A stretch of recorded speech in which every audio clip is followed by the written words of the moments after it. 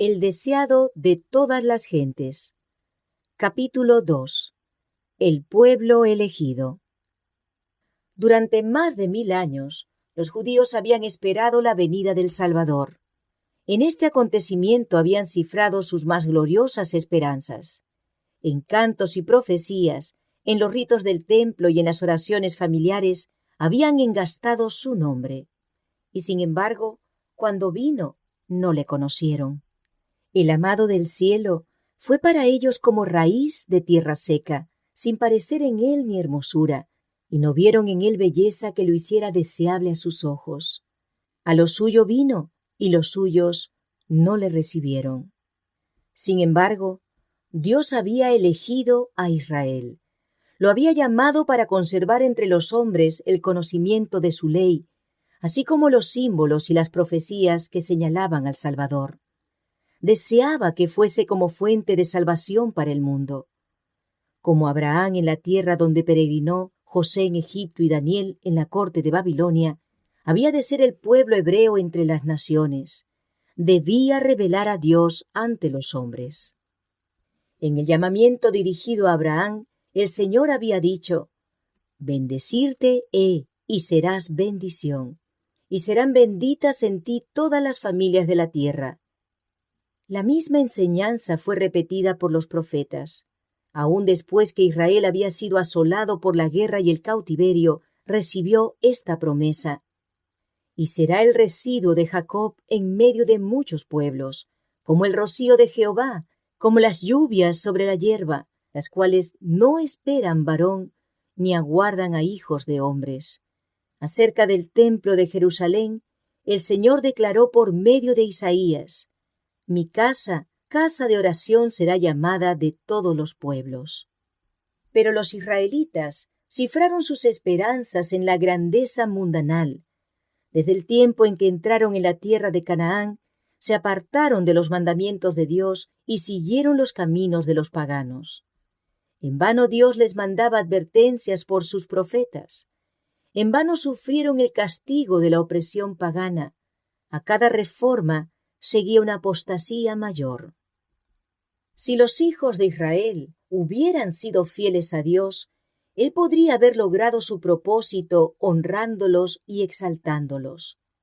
Si hubiesen andado en los caminos de la obediencia, Él los habría ensalzado sobre todas las naciones que ha hecho, para alabanza y para renombre y para gloria. «Verán todos los pueblos de la tierra», dijo Moisés, «que tú eres llamado del nombre de Jehová, y te temerán. Las gentes oirán hablar de todos estos estatutos y dirán: ciertamente pueblo sabio y entendido es esta gran nación». Pero a causa de su infidelidad, el propósito de Dios no pudo realizarse, sino por medio de continua adversidad y humillación. Fueron llevados en cautiverio a Babilonia y dispersados por tierras de paganos. En la aflicción, muchos renovaron su fidelidad al pacto con Dios.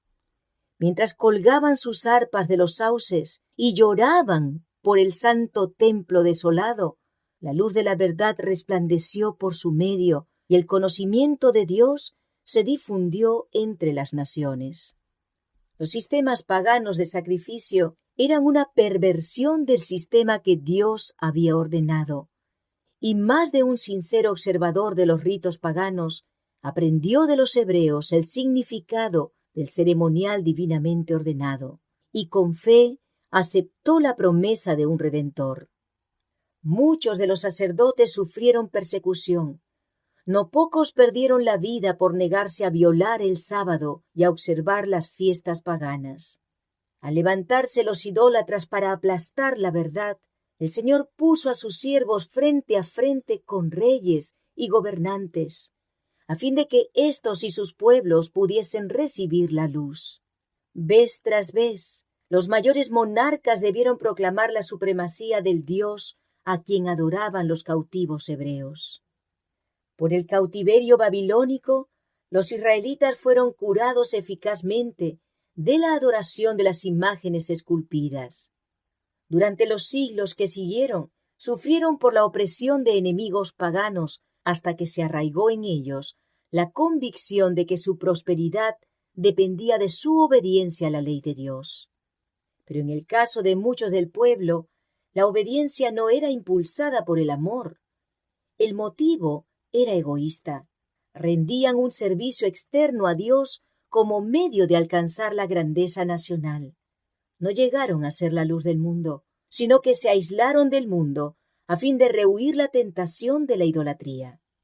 En las instrucciones dadas por medio de Moisés, Dios había impuesto restricciones a su asociación con los idólatras. Pero esta enseñanza había sido falsamente interpretada. Estaba destinada a impedir que ellos se conformasen a las prácticas de los paganos. Pero la usaron para edificar un muro de separación entre Israel y todas las demás naciones. Los judíos consideraban a Jerusalén como su cielo y sentían verdaderamente celos de que el Señor manifestase misericordia a los gentiles. Después de regresar de Babilonia, dedicaron mucha atención a la instrucción religiosa. Por todo el país se erigieron sinagogas, en las cuales los sacerdotes y escribas explicaban la ley, y se establecieron escuelas donde se profesaba enseñar los principios de la justicia, juntamente con las artes y las ciencias. Pero estos medios se corrompieron. Durante el cautiverio, muchos del pueblo habían recibido ideas y costumbres paganas, y éstas penetraron en su ceremonial religioso. En muchas cosas se conformaban a las prácticas de los idólatras. Al apartarse de Dios, los judíos perdieron de vista mucho de lo que enseñaba el ritual. Este ritual había sido instituido por Cristo mismo.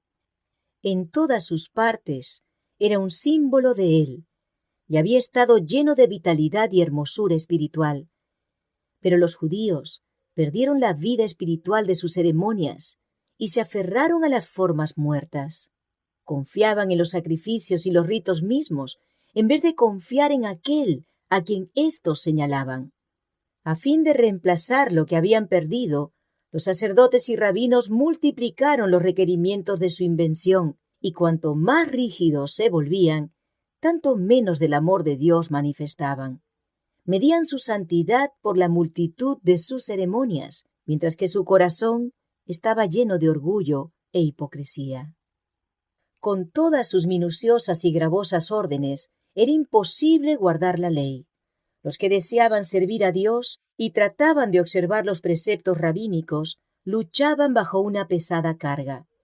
No podían hallar descanso de las acusaciones de una conciencia perturbada. Así Satanás obraba para desalentar al pueblo, para rebajar su concepto del carácter de Dios y para hacer despreciar la fe de Israel.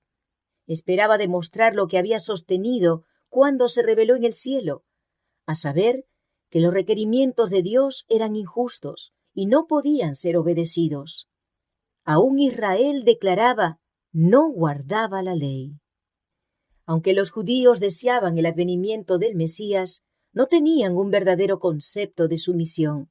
No buscaban la redención del pecado, sino la liberación de los romanos. Esperaban que el Mesías vendría como conquistador para quebrantar el poder del opresor y exaltar a Israel al dominio universal. Así se iban preparando para rechazar al Salvador.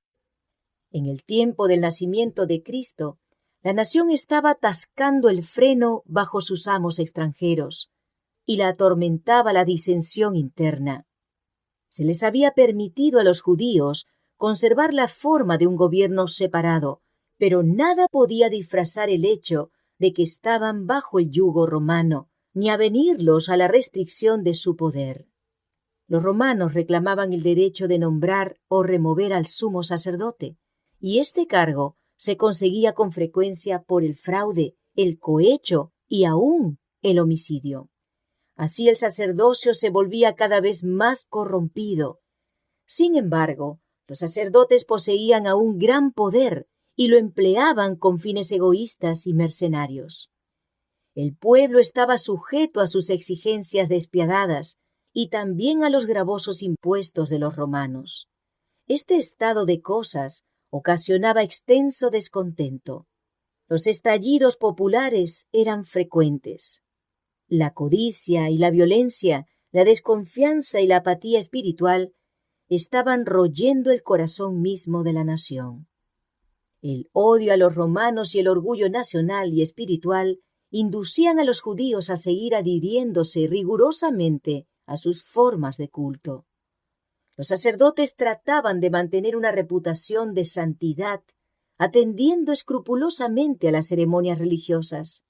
El pueblo, en sus tinieblas y opresión, y los gobernantes sedientos de poder, anhelaban la venida de aquel que vencería a sus enemigos y devolvería el reino a Israel. Habían estudiado las profecías, pero sin percepción espiritual.